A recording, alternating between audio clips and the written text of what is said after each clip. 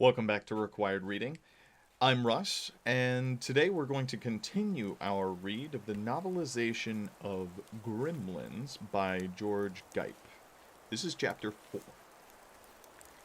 It was 8:54, 6 minutes before the bank opened for business, when Billy pushed through the employees-only door and began the ridiculous task of trying to look unobtrusive while arriving a quarter of an hour late with a wet dog in tow. Luck was with him briefly. Tugging gently at Barney's collar, he managed to make it to his window, locate the leash he kept in his drawer, and secure Barney out of the way without his breaking into a barking fit.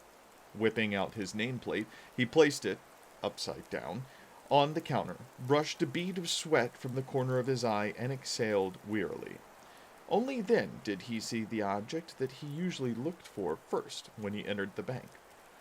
Today she was dressed in blue, a form-fitting but conservative dress that complemented her flashing green eyes and dazzling dark hair.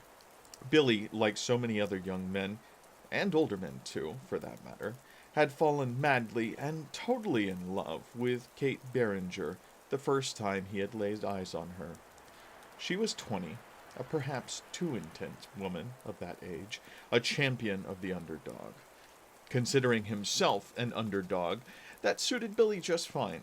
Of course, but so far he had found Kate pleasant, but somewhat unapproachable.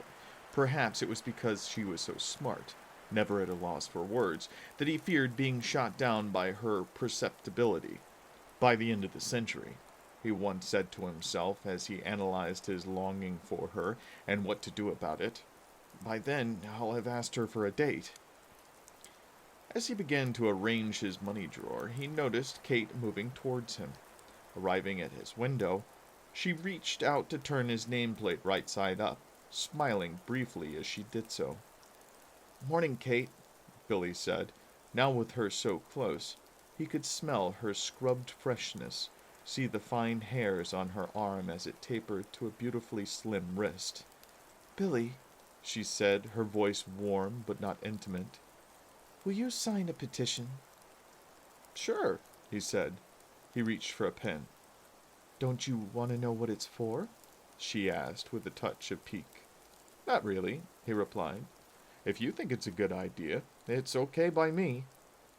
It was the wrong thing to say. "I'd like you to agree with me that it's a good idea," she said archly.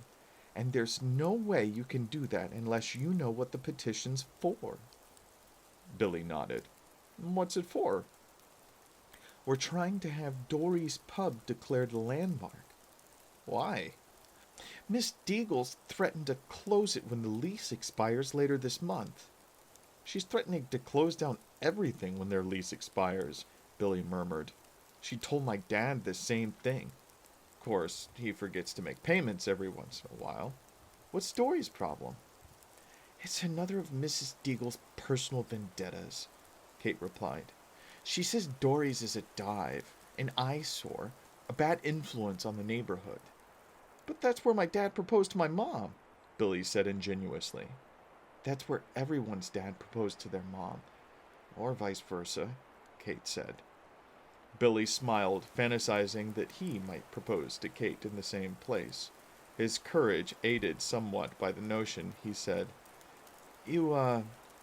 That's a beautiful dress. You look very pretty today.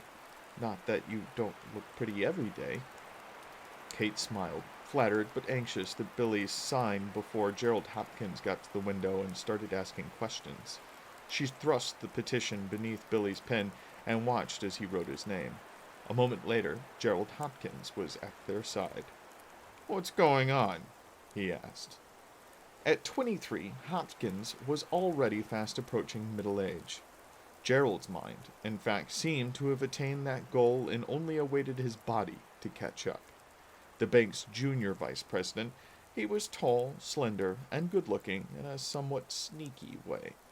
Perhaps because he smiled too quickly, and his eyes darted nervously from side to side. Those were the things that gave him away.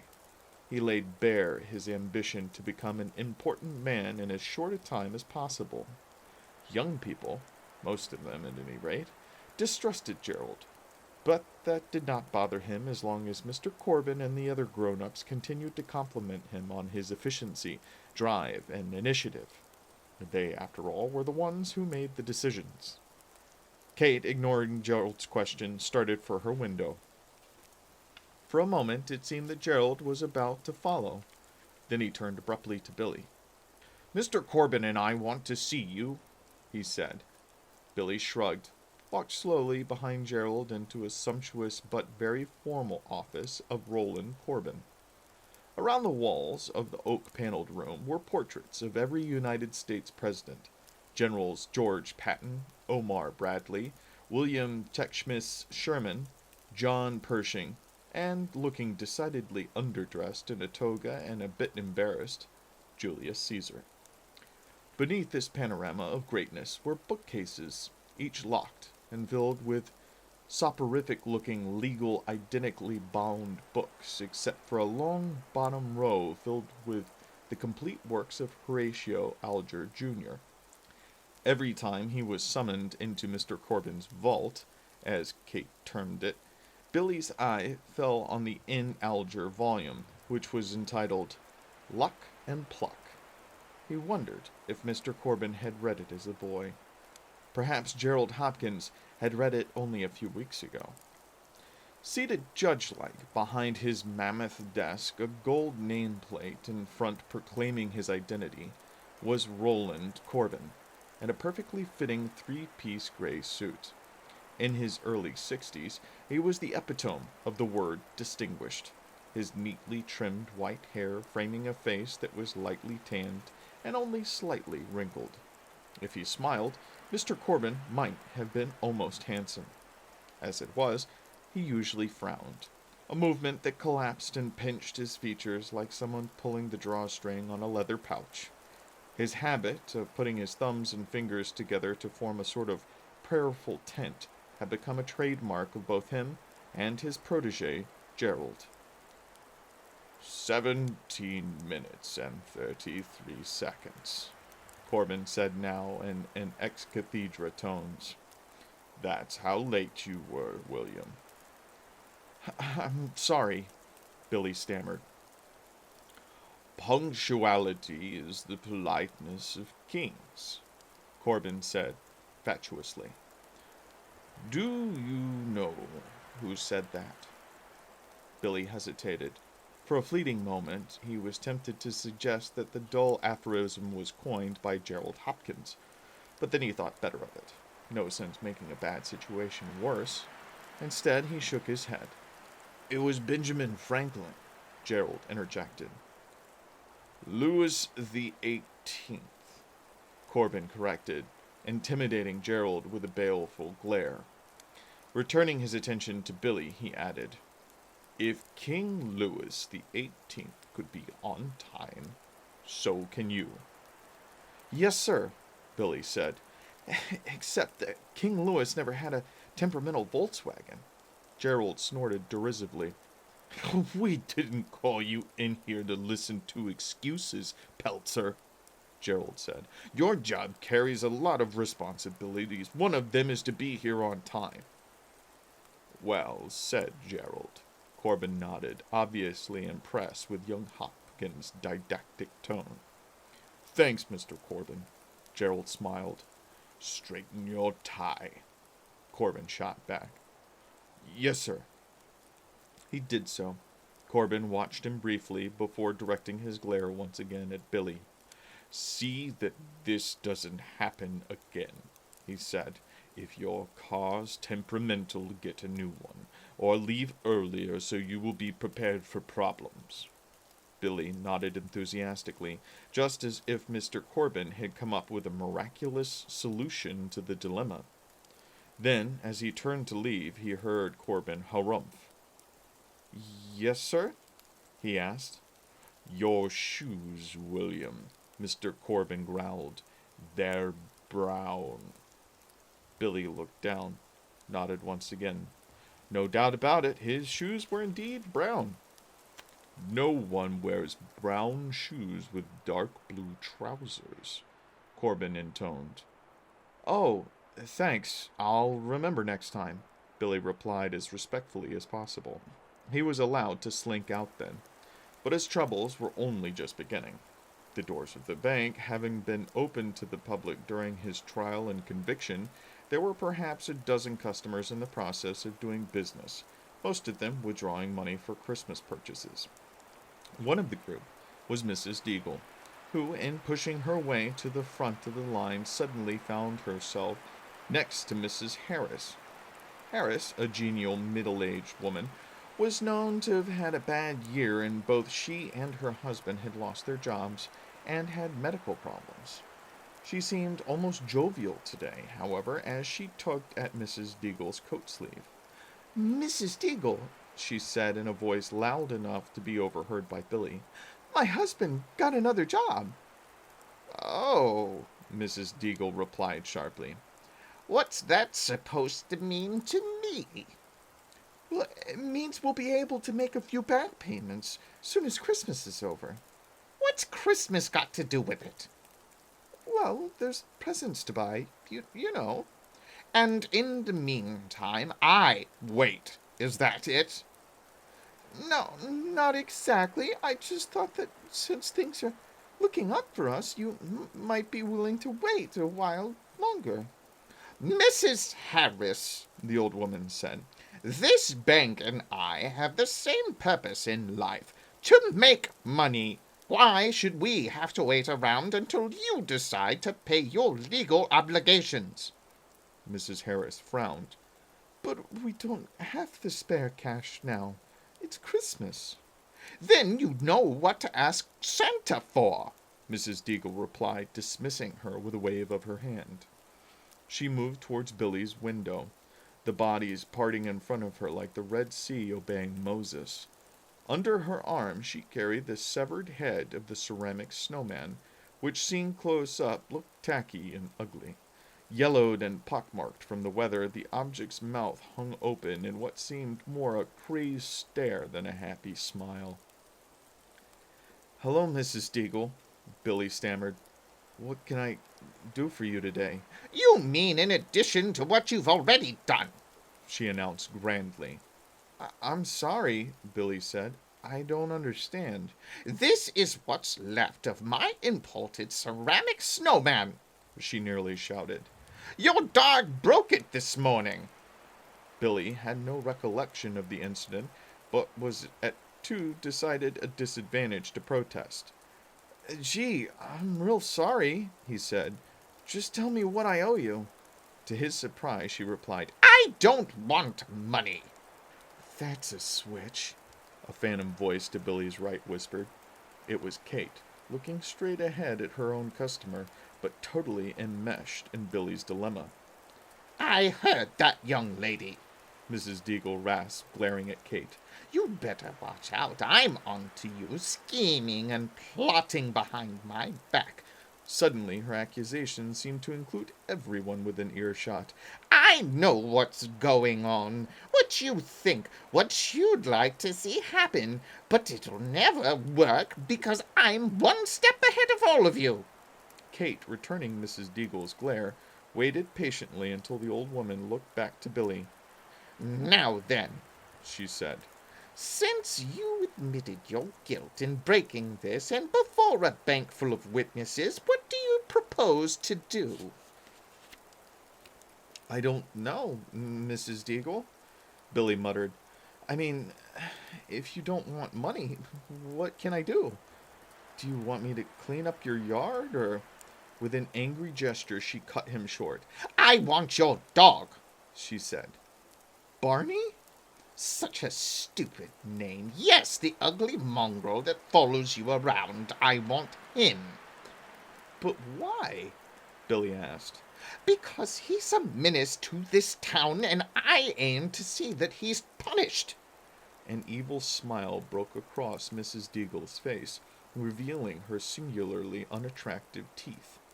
Excess lipstick clinging to her teeth made it seem as if she had just finished a bloody meal. "Yes, I'd like to punish him," she said. "Do you know that in the old days they used to put evil animals on trial and punish them. They hung an elephant once by his neck until he was dead." Guess who the star witness against it was? Kate whispered, her voice discreetly lower this time so that the content of what she said was heard only by Billy. Stifling a laugh, he looked directly at Mrs. Deagle. "I'm sorry you feel he's a menace," he said. "I don't see how you can say that." "He snapped at the Hagen boy and my nephew Douglas." "They were trying to burn off his tail with a propane torch," Billy said, causing a ripple of laughter from the customers nearest the arena of battle. Mrs. Deagle dismissed Billy's defense with a wave. "He's always barking and growling at my cats, scaring them half to death." "Well, cats and dogs just don't get along so well," Billy replied. "You've seen the cartoons." "I hate cartoons," Mrs. Deagle grated. Billy looked away, suddenly conscious that he was facing a double jeopardy now. Having heard his name, Barney had arisen from his sleeping position and was now trying to jump onto Billy's lap. The leash, fastened not too tightly about his neck, was slowly coming loose as Barney tugged at it. The rasping sound of his claws against the bank's polished wood floor caused Billy to break into a cold sweat. Why didn't the old woman leave him alone? Why did his normally obedient dog pick this time to get playful? Pushing gently at Barney not only did no good, it made Mrs. Deagle think he was preoccupied with something on his lap, which inflamed her to new outreaches of anger. "Pay attention," she shouted. "I'm telling you, I want that dog. I'll take him to the kennel, where he'll be put to sleep. It'll be quick and painless compared to what I'd like to do." More to distract her from Barney's restless maneuvering beneath his chair than to find out, Billy asked, "What would you like to do, Mrs. Deagle?" Her response was immediate. "I'd like to say, 'Here, Barney,'" she began. "Come here, nice Barney, so I can strangle you with my own bare hands." It was over in a split second. Freeing his neck suddenly from the leash, Barney hurled himself onto the edge of Billy's chair and towards the sound of his name. With only a brief bounce on the countertop, his next destination was on Mrs. Deagle's shoulders, on which he came to rest with both floppy and still slightly wet front paws. Face to face with her enemy, Mrs. Deagle shrieked and dropped the ceramic head, which promptly shattered into 1,000 bits and splinters. Barney took the occasion to lick her face, starting at the cleft in her chin and continuing until his tongue became enmeshed in the wiry dankness of her auburn wig. He then started to gag, the first violent heaves throwing him and Mrs. Deagle to the bank floor in a tangle of arms, legs, and paws. "Help! Help!" she screamed. Instantly, the twin figures of Gerald Hopkins and Mr. Corbin appeared, each bumping the other in his eagerness to assist the bank's greatest benefactor to her feet. "William," Mr. Corbin shouted accusingly, "what is that dog doing here?" "He followed me, Mr. Corbin," Billy replied weakly. "I couldn't help it, and there was no time to take him home because I was already late." "Peltzer! Peltzer, this is a bank, not a pet store," Gerald offered. Mr. Corbin nodded agreement, then turned his attention to the disheveled Mrs. Deagle, who stood adjusting her hair and trying not to look undignified. "My dear lady," he murmured solicitously, "are you all right?" Taking the cue, Mrs. Deagle placed a fluttering hand over her breast. "My heart," she whined. "I can't take this kind of shock. I'm not supposed to have any excitement." Billy looked at Kate. Her expression, which he read perfectly, seemed to say, "Well, if you're not supposed to have excitement, why do you run around causing trouble?" "Barney wouldn't have hurt you, Mrs. Deagle," he began. "Lies and excuses," she shot back. "You're just like your father. I've been listening to his excuses for months. How he forgot to make a payment. He's a loser, a crackpot and a loser. Do you hear that? Billy shook his head, started to protest, but Mr. Corbin intervened. Please, Mrs. Deagle, he soothed. You said yourself you're not supposed to have any excitement. I can tell him what I think of his no good father and no good dog, she snapped. That's not excitement. It's a public duty. Gerald laughed appreciatively. I'll get that mangy beast, Mrs. Deagle continued, the blue veins in her neck standing out starkly against the powder-bleached paleness of her throat. Someday, when you least expect it, I'll get even. Barney, not comprehending the threat in the least, wagged his tail in response. With one final hateful glance at the entire group, Mrs. Deagle propelled herself out of the bank. If I ever see that dog in the bank again, you're fired, Mr. Corbin said, turning on his heel and heading for his office. Yes, sir, Billy nodded. Gerald Hopkins shrugged and smiled scornfully. I hope he's bank broken, he sniggered. If not, your time may be here sooner than you think. As Billy started back towards the window, he reflected darkly on the fortunes of this day. If the downward spiral continued at the same rate, by evening he would be in a degree of trouble experienced by few mortal men.